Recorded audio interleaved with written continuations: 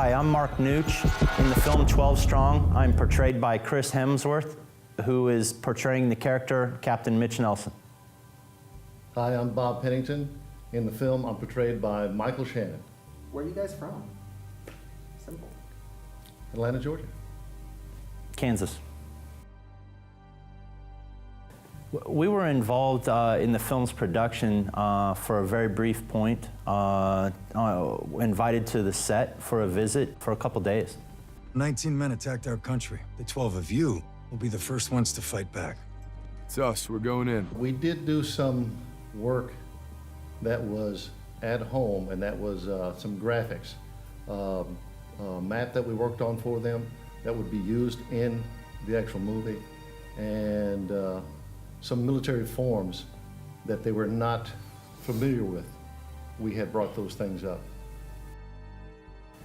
The film 12 Strong is a fictional portrayal of our Special Forces team and the larger task force Dagger that we were part of and the elements that comprise that as they conduct this larger mission right after 9/11.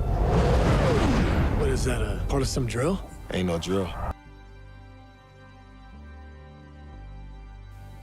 Yeah, what about it's my daughters and sons think it's kind of crazy that Chris Hemsworth is portraying their dad. It's you know, kind of floored by it. My wife assures me I'm more handsome than Chris Hemsworth, so. Great, this will be fun. You want to surrender? Well, I tell you, Mike, he's a... Just stay there. Oh, God. Michael is a serious actor. That guy is all business. He asked me several times, you know, how would I do certain acts, you know, as far as military, and my bearing, you know, how my bearing was.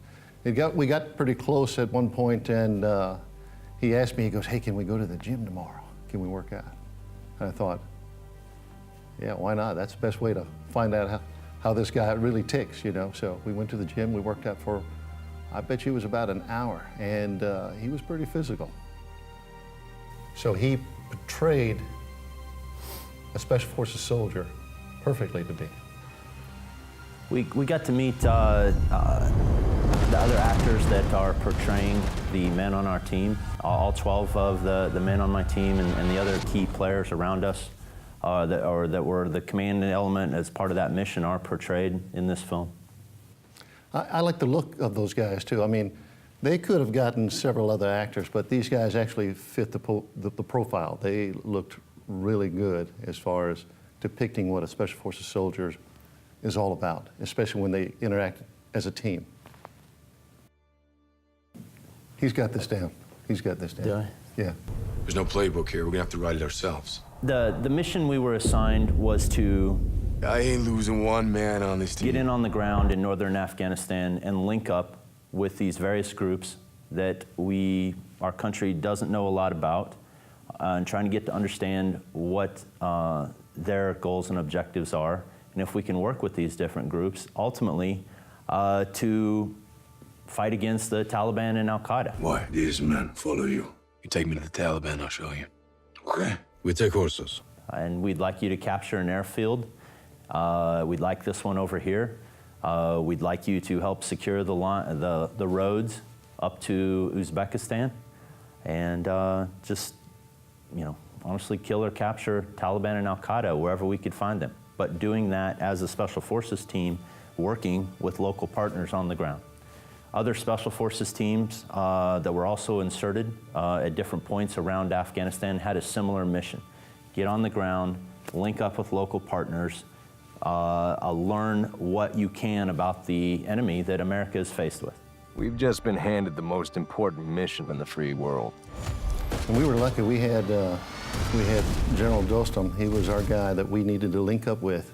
But as we got on the ground, we actually helped get all the faction leaders together in an area command meeting, bringing these guys in and coordinating a fight. And this was the biggest plus of all. The greatest weapon in history is this. We had to go through a period of building trust with each other, or assessing what each other's capabilities are and what we can bring to that fight. The people of northern Afghanistan were in a very desperate situation. The Taliban and Al-Qaeda had been very brutal on the ethnic populations in the northern provinces, and they're in a fight for survival. And it was understanding what we could do to help enable that fight and build, a better future for those people and their country. Yeah, when we first dropped bombs, he was just happy that we did that. He didn't really care where they hit or what damage they caused.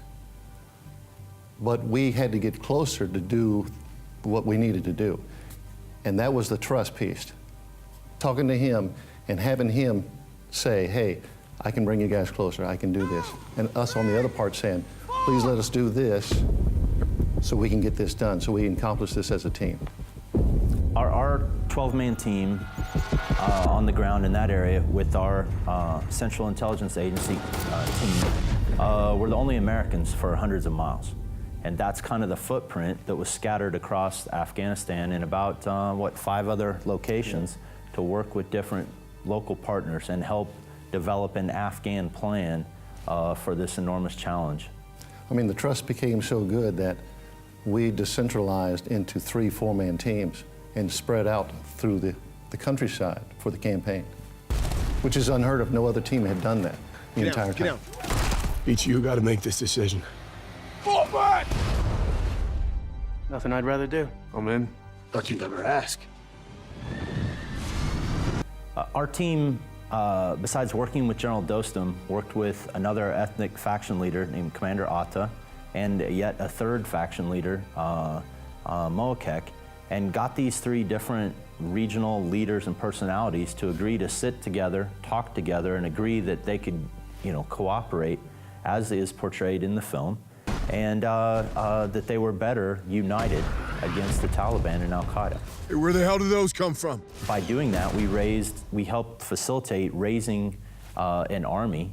With General Dostum, we had over 2,500 horsemen and 500 infantry that rallied around him. Commander Atta had another 1,500 fighters, and it grew beyond the capability of our Special Forces team, certainly, and we needed additional Special Forces teams to come in on the ground, which were then flown in several weeks after we'd been on the ground. And those teams then had the mission to work with Commander Atta or work with Commander Moakek later to help all move towards the same goal. Take out biggest guns first. And that was the liberation of Mazar-i-Sharif, which is a major city in the north. And in doing so, that effort resulted in the liberation of 6 provinces. Yeah, it got quite impressive at the end when there was a funny story that I got my vehicle. I had a Gator, John Deere Gator, and I actually got stuck in the river. And John Deere Gators do float. Didn't know that, but I know it now.